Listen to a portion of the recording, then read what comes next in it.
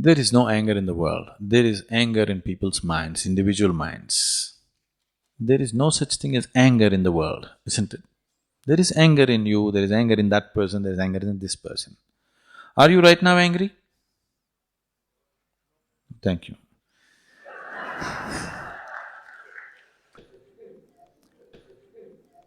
Right now you are not angry, that means there is no anger in this hall right now, isn't it? But you can get angry. You can get angry.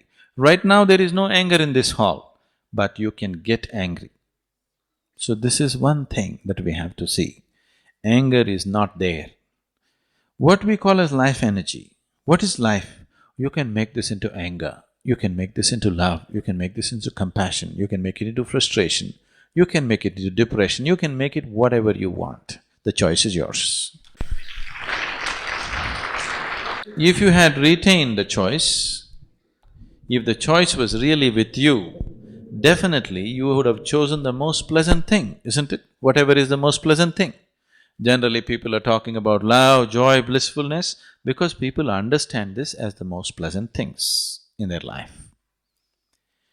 If you had a choice about what to make yourself of right now in this moment, would you choose pleasantness or unpleasantness? Pleasantness, there's no question about that, isn't it? If I ask you, do you want to live in pleasant atmospheres or unpleasant atmospheres? Pleasantness. Do you want to be pleasant in your mind or unpleasant in your mind? Pleasantness. Do you want to be pleasant in your body, unpleasantness in your body? Pleasantness. All you're seeking is just this, please see.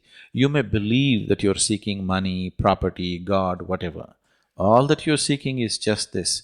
You want to be pleasant in your body, in your mind, in your emotion and in your energies. This is all you're seeking. No, I'm seeking God. No, somebody has told you if you seek God, you will become ecstatic. No, I want to go to heaven. Somebody has told you heaven is a more pleasant place than this one, that's why you want to go there. Or you made a hell out of your life, whichever way. Fundamentally, you are seeking pleasantness, isn't it?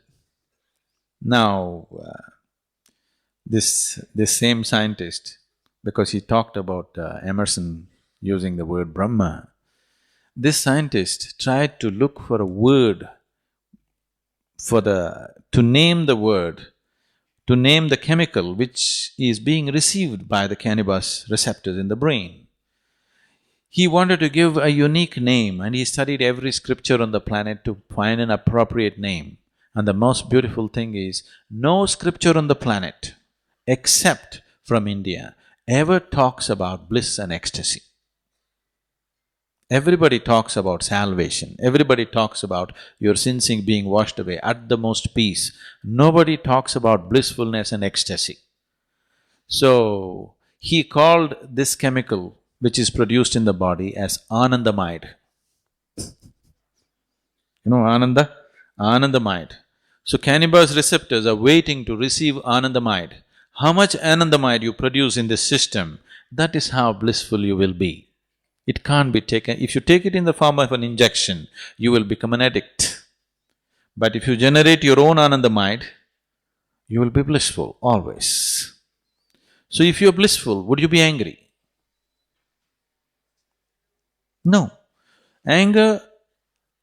Life has found expression in the form of anger only because this life is not blissful, isn't it? If this was blissful every moment of its existence, question of anger or controlling anger or putting anger down doesn't even arise within you, isn't it? So, what is needed is, yes, there are situations in the world which may be causing anger, but I'm telling you, if you eliminate one situation, another situation will pop up. See, within your own family or within your own situation, do you see, for every small thing people can get angry? Need not be a major issue, yes? Not a life and death kind of issue. A simple thing in your house can make you angry or somebody else in the family angry, isn't it so? So it is not necessarily by settling all the problems on the planet that we will eliminate anger. First of all, if we teach ways of joyfulness and blissfulness right from childhood, we have not focused on this. As a humanity, we have not focused on making our children joyful. If they're making lot of joyful sounds in the house, Usually adults will go and say, "Shut up."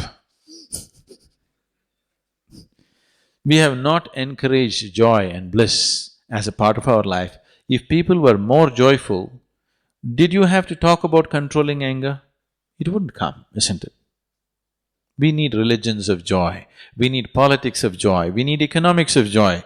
We need to bring that aspect into our life on all levels. If that is not brought into our life in every possible way, and methods to keep the system joyful above all, because without that, it'll become a fake joy that you're pretending or you're trying to be joyful. Now, if you are producing enough Anandamide in your system, you would be joyful, isn't it? I can show you 1,000,000 people for whom we have thought how to produce more Anandamide in the system, that without any reason people are just happy. People think, oh, if they all become happy, they will become useless. It is not so. Please look at your own life and see. On a particular day when you are happy, are you willing to do more? Or on a particular day when you are unhappy, are you willing to do more? When you're happy, you're willing to do anything, isn't it? When you're unhappy, you have to drag yourself through life. When you're happy, you're loving, you're generous, you're flexible, you're sensible, everything. When you're unhappy, you can be real mean and nasty, isn't it? If you meet any human being when he is joyful, he is a wonderful human being. If you meet the same human being when he's unhappy, he can be a very nasty human being. This is so with every human being, isn't it?